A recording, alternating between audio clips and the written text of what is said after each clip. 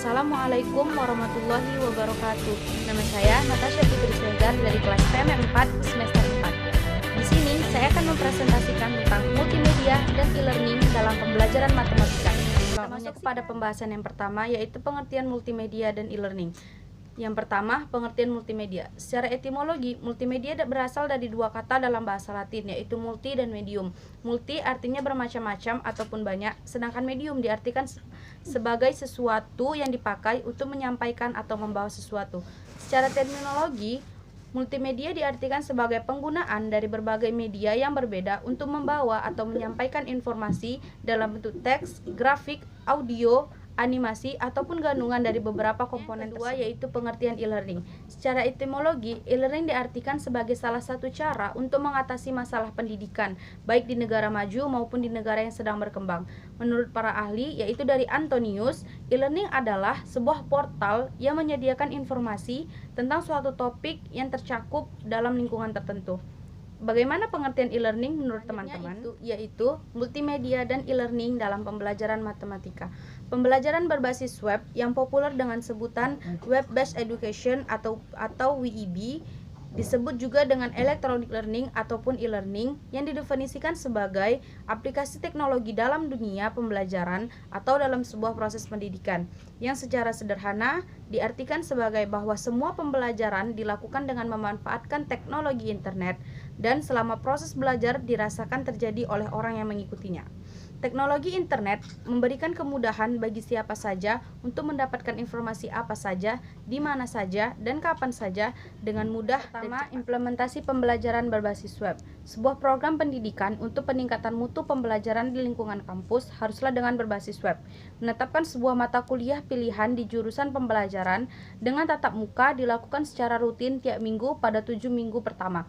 Yang kedua, interaksi tatap muka dan virtual. Sekalipun teknologi web memungkinkan pembelajaran dilakukan virtual secara penuh, namun tatap muka antara satu sama lain masih sangat diperlukan. Yang ketiga, pemanfaatan internet.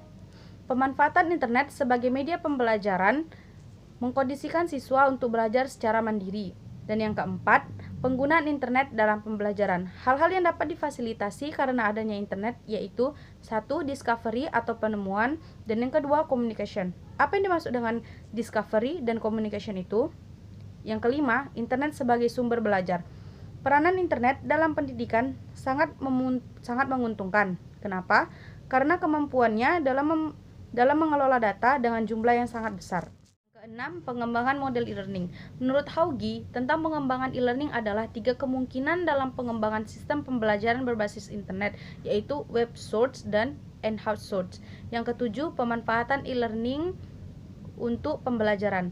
Perbedaan pembelajaran e-learning dengan kelas tradisional adalah guru dianggap sebagai orang yang serba tahu dan ditugaskan untuk menyalurkan ilmu pengetahuan kepada peserta didik.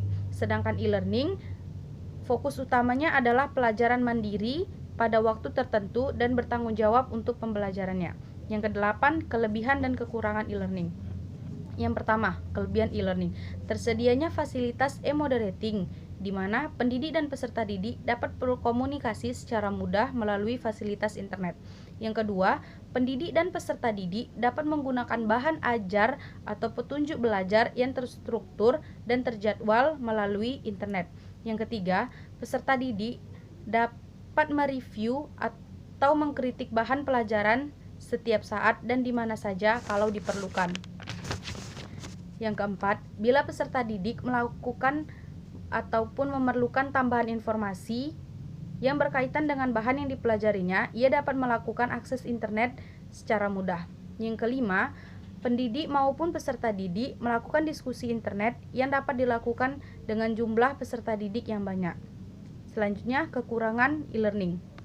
Yang pertama, kurangnya interaksi antar pendidik dan peserta didik maupun peserta didik dan peserta didik lainnya.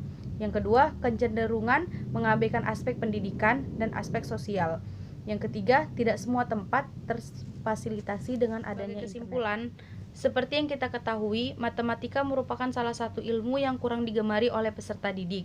Padahal, matematika adalah ilmu pengetahuan yang mampu mengasah kemampuan logika dan berpikir analisis. Kurangnya digemari matematika disebabkan oleh banyak faktor, yaitu diantaranya 1. Materi yang diajarkan terlalu sulit dan terlalu banyak. Yang kedua, penyampaian materi ataupun bahan ajar yang tidak mudah dimengerti. Yang ketiga, keterbatasan waktu untuk latihan. Sementara, dalam pengerjaan soal-soal diperlukan waktu yang cukup lama.